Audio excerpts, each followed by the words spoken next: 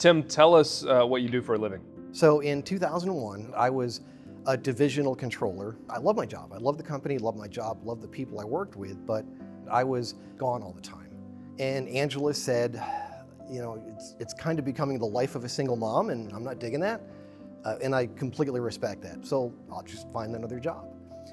So I call a headhunter, and the guy says, okay, I got this company that moves rail cars around. Do you want to interview for that? And my first thought is, not really.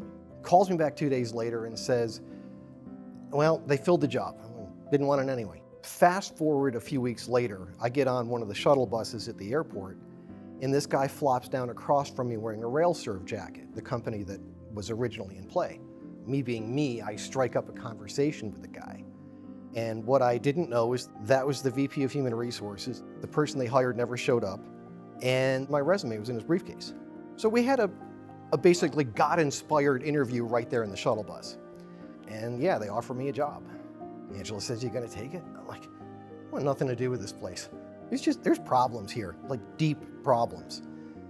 But I just can't shake this feeling like God's telling me you need to work there. So I accepted, and it was a great ride. Made tremendous amounts of friends. I have patents. I'm a moron. I don't know how to have patents, but I have patents. And it's been great. Had I not been obedient to God, I never would have had the success and the privilege that I did. What emotion was attached to this call of obedience? Control is a feeling.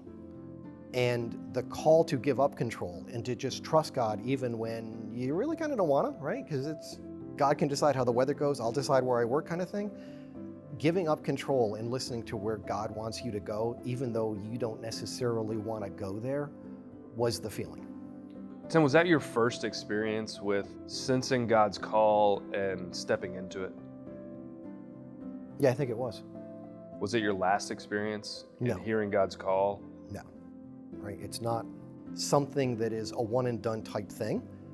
There's a certain feeling that comes from being obedient to God, and it gets blended in with all the other feelings you get. Obedience did not get easier. It did not get easier, yeah. So you would think that once I had a mountaintop moment like that where everything worked out great, that I should just be able to trust with all callings. Yeah, no. Even though it worked out great, there's still that natural resistance to it that I still need to keep going back and say, it worked before, it's gonna work again, just trust God. We're humans, right? We wanna control things. We wanna run from things that are scary. But over time, you learn to identify, oh, this is the God feeling. This is the one I can't ignore. Everybody's gonna have their own feeling of how they know God's talking to them at the moment.